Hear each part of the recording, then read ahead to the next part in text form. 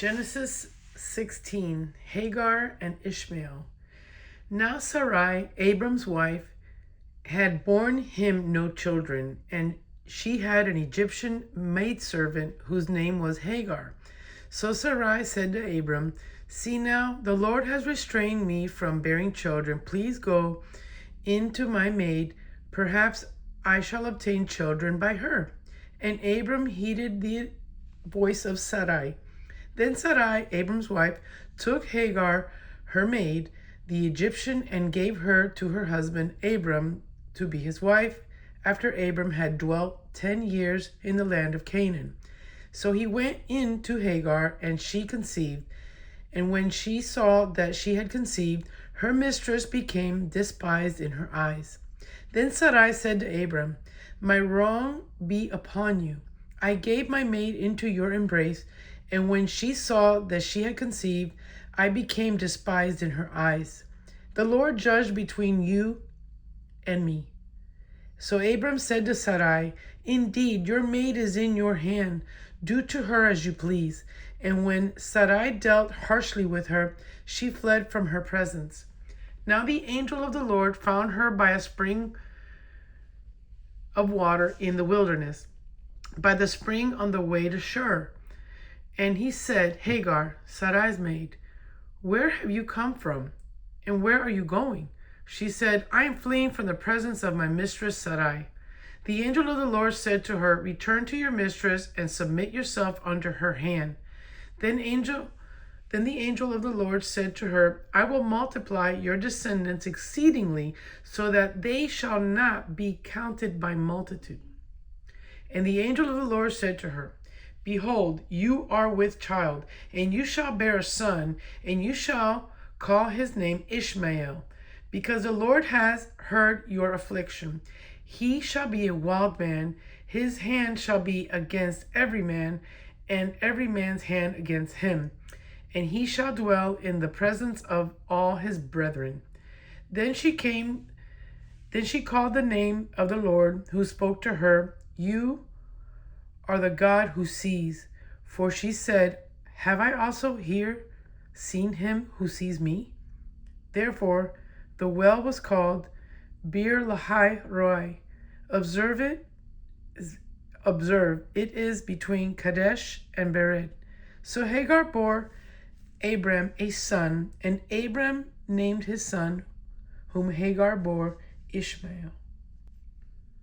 Abram was 86 years old when Hagar bore Ishmael to Abram, the sign of the covenant. When Abram was 99 years old, the Lord appeared to Abram and said to him, "I am Almighty God. Walk before me and be blameless, and I will make my covenant between me and you, and will multiply you exceedingly."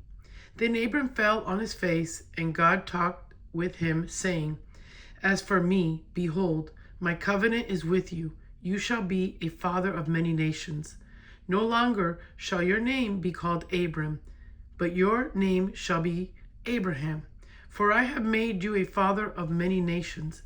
I will make you exceedingly fruitful, and I will make nations of you, and kings shall come from you. And I will establish my covenant between me and you and your descendants after you in their generations for an everlasting covenant, to be God to you and your descendants after you. Also, I give to you and your descendants after you the land which you are a stranger, all of the land of Canaan, as an everlasting possession. I will be their God." And God said to Abraham, "As for you, you shall keep my covenant, you and your descendants after you throughout their generations. This is my covenant which you shall keep between me and you and your descendants after you. Every male child among you shall be circumcised, and you shall be circumcised in the flesh of your foreskin, and it shall be a sign of the covenant between me and you. He who is 8 days old among you shall be circumcised, every male child in your generations. He who is born in your house or bought with money from any foreigner who is not your descendant. He who is born in your house and he who is bought with your money shall be circumcised.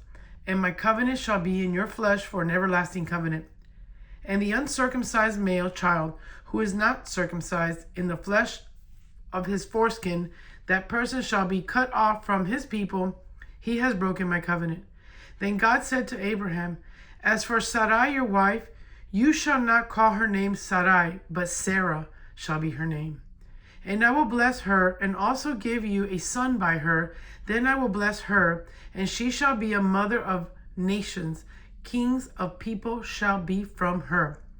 Then Abraham fell on his face and laughed, and said in his heart, shall a child be born to a man who is 100 years old? And shall Sarah, who is 90 years old, bear a child? And Abraham said to God, oh, that Ishmael might live before you. Then God said, no, Sarah your wife shall bear you a son, and you shall call his name Isaac. I will establish my covenant with him for an everlasting covenant, and with his descendants after him. And as for Ishmael, I have heard you. Behold, I have blessed him, and will make him fruitful, and will multiply him exceedingly. He shall beget 12 princes, and I will make him a great nation. But my covenant I will establish with Isaac, whom Sarah shall bear to you at this set time next year. Then he finished talking with him, and God went up from Abraham. So Abraham took Ishmael, his son, all who were born in his house, and all who were bought with his money, every male among the men of Abraham's house, and circumcised the flesh of their foreskin that very same day, as God said to him.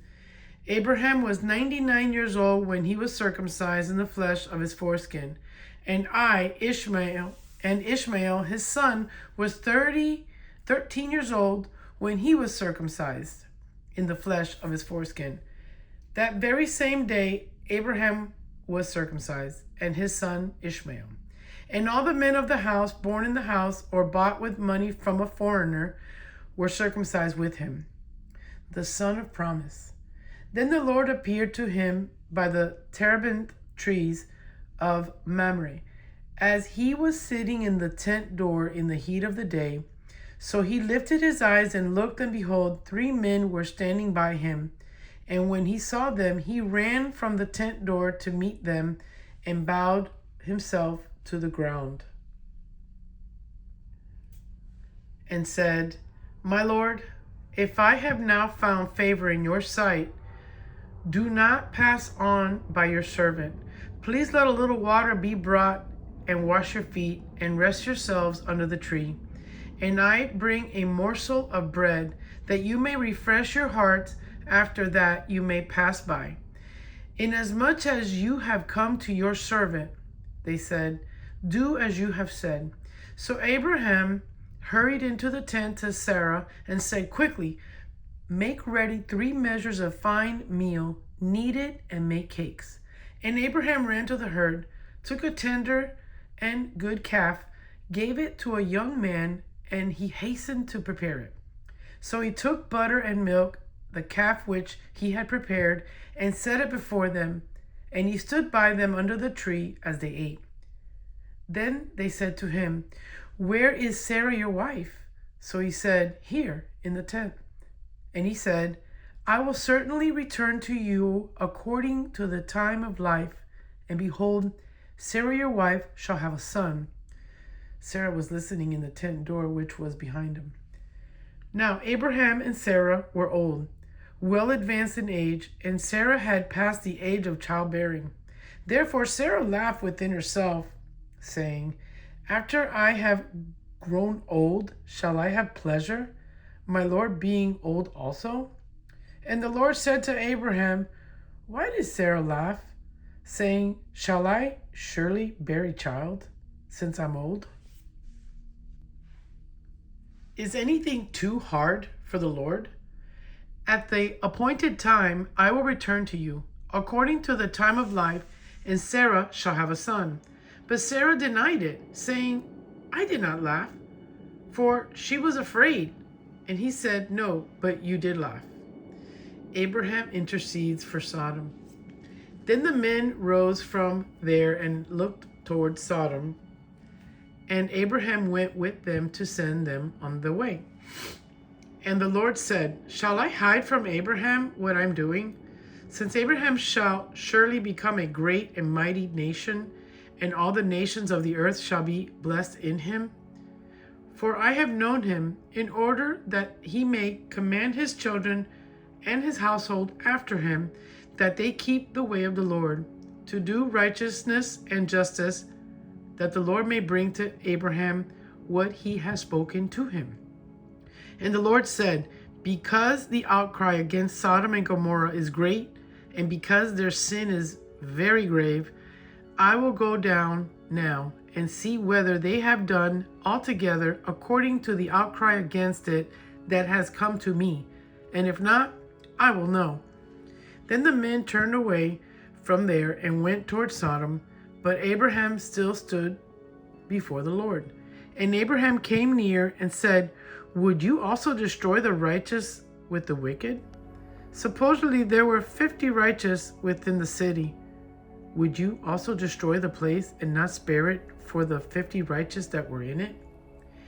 Far be it from you to do such a thing as this, to slay the righteous with the wicked, so that the righteous should be as the wicked. Far be it from you. Shall not judge of all the earth do right? So the Lord said, If I find in Sodom 50 righteous within the city, then I will spare all the place for their sakes. Then Abraham answered and said, Indeed, now who am but dust and ashes, have taken it upon myself to speak to the Lord.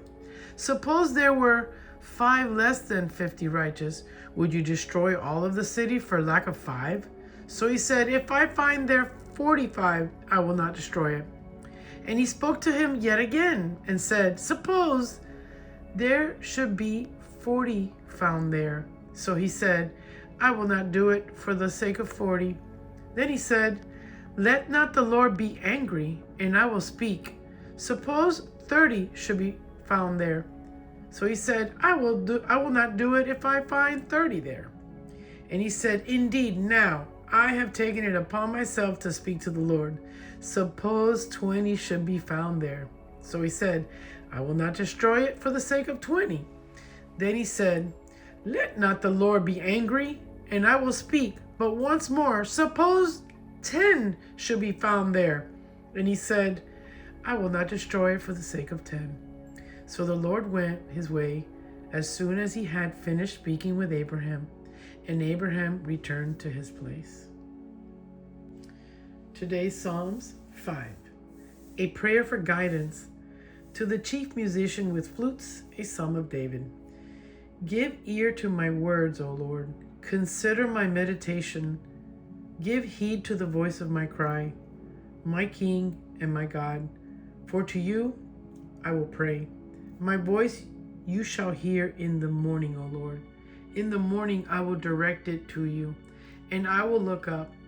For you are not God who takes pleasure in wickedness, nor shall evil dwell with you. The boastful shall not stand in your sight. You hate all workers of iniquity. You shall destroy those who speak falsehood. The Lord abhors the bloodthirsty and deceitful man. But as for me, I will come into your house in the multitude of your mercy. In fear of you, I will worship toward your holy temple. Lead me, O Lord, in your righteousness because of my enemies. Make your way straight before my face. For there is no faithfulness in their mouth. Their inward part is destruction. Their throat is an open tomb. They flatter with their tongue. Pronounce them guilty, O God. Let them fall by their own counsels. Cast them out in the multitude of their transgressions, for they have rebelled against you. But let all those rejoice who put their trust in you. Let them ever shout for joy, because you defend them. Let those also who love your name be joyful in you. For you, O Lord, will bless the righteousness. With favor you will surround him as with a shield.